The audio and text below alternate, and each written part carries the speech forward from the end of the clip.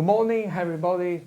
Today we have another interview organized by the School of Advanced Studies in Culture, Politics and Democracy of the University of Rome Uniterma Sapienza. And today we have the great opportunity to have with us Professor Daniel Ortiz from the University of Virginia. Thank you very much, Daniel, for staying with us today. Well, thank you for the opportunity. Thank you to It's you. a pleasure to be here. Thanks. Professor Ortiz is Professor of Constitutional Law at the University of Virginia, United States. He's a wonderful background. He studies in Yale, in Oxford. He was a visiting professor in several universities, also in Berkeley, in California. And he was the director of the clinic. How is the name? The Supreme Court Litigation Clinic. Supreme Court Litigation Clinic at the University of Virginia. So you have a strong background on constitutional and political issues.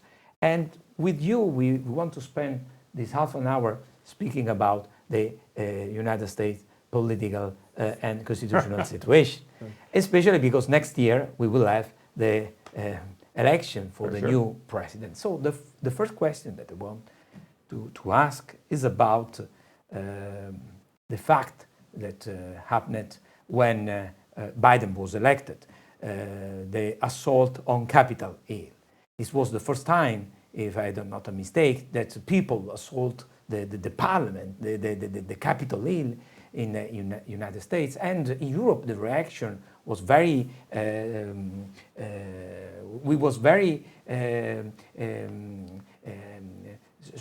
was very strange for us. Because in the heart of the democracy, like the USA, it was impossible that similar things can happen. So, which was your opinion about this fact and the investigation about the assault on Capitol Hill? In which stage are? Well, it was a nightmare for American democracy, the assault on the Capitol. And I think immediately afterwards, everyone was united, or almost everyone was united, no matter what your politics, in condemning it. And that lasted for about 2 weeks or so. And then the then Speaker of the House, a Republican, it wasn't then Speaker of the House, but leader of the Republicans, Kevin McCarthy, who later became Speaker of the House after the last election, made a pilgrimage to Florida to visit Donald Trump. And although he had condemned Trump before, he changed his tune at that point. And because of the politics of the Republican base, the people who basically vote Republican no matter what, politics on Capitol Hill and in the Republican Party in general changed. So for a period of about 3 weeks, nearly everyone was united in condemning what happened. After about 3 weeks, the politics changed and it became a very partisan issue. The Democrats were united in condemning it. The Republicans, however, much less so, and in fact, probably a majority of them slowly came to view it as just tourists visiting the Capitol, believe it or not, and have condemned both the legislative proceedings and the criminal proceedings against the people who assaulted the Capitol. Now, the House of Representatives, the House and the Senate tried to set up a special committee to investigate it that would have people either a presidential commission or national commission, something like that, and then outsiders, or a joint House and Senate committee. And the politics of that did not work out. And then the Speaker of the House, who Democrat then, Nancy Pelosi, decided that the House would investigate it by itself. But she refused to appoint to the committee 2 of the Republican members that the Republican leader wanted to appear there because they had in the past supported former President Trump's efforts to steal the election. And then the Republican leader refused to allow any Republicans to serve on the committee. So at that point, it looked like it would be all Democrats. But 2 Republicans basically volunteered to serve. Liz Cheney, who in the past had been the 3rd Republican in command in the House, and another representative called Adam Kissinger, two very brave people because they were bucking their party. So the committee started out, and it was a very different committee than most of them, not only because of its composition, it's mostly Democratic with two Republicans, but also because they agreed not to use the committee as an opportunity to grandstand, where in many committee hearings, the legislators who were there, will use this as an opportunity to get publicity for television. And so it's much more about them speechifying than it is about actually finding out any information. And this committee, on the other hand, agreed from the beginning that no, it would not be like that. At certain meetings, only certain people would speak. They would ask questions in a way to actually get answers, and it would be done in a way that the average American could understand. So they did a series of 6 or 7, I believe, public hearings, which were televised at prime time so that everyone at home could see them. And they were thought to be very effective. And each one had a different theme, and they built from one question or one issue into another. And they had hoped that that would change the public perception of what happened on January 6th. And it probably did not do that very much, because after the final committee hearing, people still divided politically in their views of it. And that's where we are now. So this is really strange, that after what happened, there are people divide on the reaction of what you say, the nightmare of the democratic system, especially because Trump probably will be the candidate for the Republican Party. I don't see others candidate, but I am in Italy, so I... No, I think that's probably right. Okay.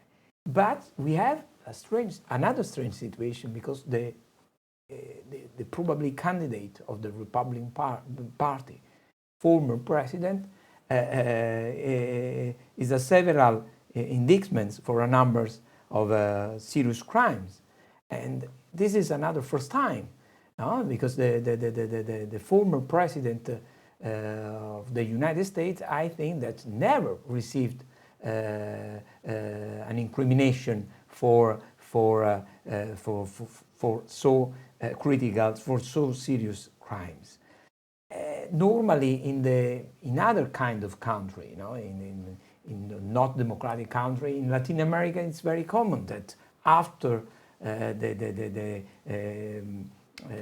changement of the power, of the executive power, the former presidents received some things, but not in USA. So I have two questions. The first one, you think that the fact that Trump's indictment for a number of serious crimes will impact the electoral campaign, in your opinion, in a positive way, in a negative way for Trump, or doesn't care? Nobody cares about this fact. And do you think that there is a problem about the relationship between the executive power and the judiciary power? So, as for the politics of it, I think the indictment, he's involved in 4 criminal cases now, 2 in state court and 2 in federal court. And there are a total of 91 counts involved in those 4 different cases. And if convicted of everything, he could potentially receive over 700 years in prison, I believe. That won't happen, but yeah. It is not normal for a candidate for the president of the republic. No. So among Republicans, or many Republicans, this actually helps him, because he's been able to portray the indictments as a kind of witch hunt against him. So people believe that in the Republican primaries, the early ones that are coming up starting in January, that'll actually help him with his Republican base. Of course, Democrats look on this, and many independents look on this with horror. Now, the question is, what happens if he's convicted? It doesn't look like any of the cases will be far enough along that there will be a conviction before November, except perhaps for one. So there is no possibility that, or it is possible that before the election probably in only one of the cases. One, yeah. Yeah, maybe two, but things move slowly, and it's very hard to just manage the cases because some of the same witnesses are involved in each of them. He has a right to attend, his own trial, and you can't have two. It's very hard, in this case, to have two of the trials going on at the same time. So it looks like the trial in Washington, the federal case, will be the first one to happen. That could go to trial as early as, I believe, March. It may be postponed, but that's possible. And if it happens in March, there certainly could be a verdict before May, early summer, that he would certainly appeal any kind of conviction. But if there is a conviction, that may change the politics of it and may weaken his support among some Republican voters. It's hard to say, though. Yeah. We've never been in this situation before. And do you think that in this case, the people in favor of Trump will, how they will react? Because Trump is saying that the judiciary power try to stop his policies. Now the establishment that try to pressure him to stop. So, in the rhetorical way, he tried to use also this situation for the electoral campaign. Yes, but so much of Trump's success lies in his poking his finger in the eye of other people. Yeah. And that's exactly what he's doing here in a very big and clear way. And a lot of people really like that, mostly on just about all on the Republican side now. And they viewed American politics, especially during the Obama administrations and now under the Biden administration, as a series of losses for them, particularly cultural losses. And there are a lot of undercurrents. There's like hot button issues in American politics that are at work here. Race is certainly one. Gender concerns are certainly another. And a lot of people on the American right feel that they have lost some of their power. And Trump is a great hero to them because he is sort of seen as fighting for them, whether by legal or illegal means. And that's very important, and they're willing to forgive a lot. Yeah. Well, for us, it's a curious situation that Trump, a billionaire, proposes himself like only man against a strong power. No, so he is the power because he's a. Well, they all do that. But that's politics. But we know very well this kind of situation because in Italy we have a past situation similar. Professor Ortiz, I have a last question about a course that you teach at the University of Virginia, because you created the course of ethical values. And you teach at the Faculty of Law.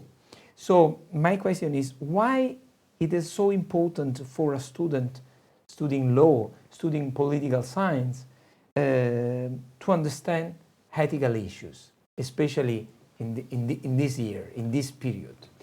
Well, the one law course that is required of all lawyers in America is professional responsibility. So it is ethics in a sense, but it is professional ethics and concerns issues that in the grand scheme of things outside the profession aren't that important. Things like professional conflicts of interest, attorney-client privilege, what kind of accounts you should put your client's money into, and things like that. And the law school thought it was important to actually expose students to a sort of larger ethical issues, to try to ground them at least in how to think about those kinds of things. So this year, for my seminar on ethical values, I'm teaching the ethics of murder. It's just a catchy title. We're looking at 5 films by Alfred Hitchcock and talking about just some of the film issues around them, but also some of the ethical ones. Starting from Hitchcock. Yes. So the first film we did was Secret Agent.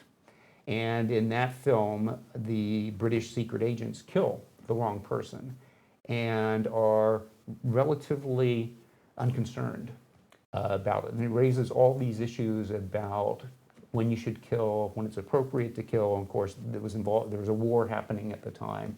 So it's caught up in that. Is it all right to assassinate someone if you were preventing the murders or the loss in a battle of many, many people?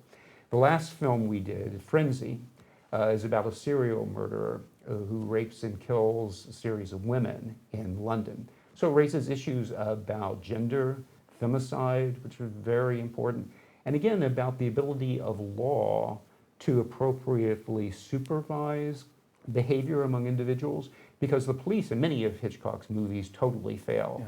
Yeah. In Frenzy, they convict the wrong person of murder. So we're thinking wrongful convictions, all these kinds of issues. And it's very important, I think, for people, especially at a law school like yours, to have a deep grounding in not just law and traditional legal ethics, but also the logical, ethical issues that surround the day-to-day work that we do. And especially if any of your graduates are going off into politics or into the public service, it's definitely important. Yeah. Thank you very much, Jan. Thank you. So I really thanks again Professor Ortiz for being part of this meeting today, and we will see the next seminar, to next interview of the School of Advanced Studies in Politics, Culture and Democracy of the University of Uniterma Sapienza. So thank you very much. Thank you. Thanks a lot. Take care.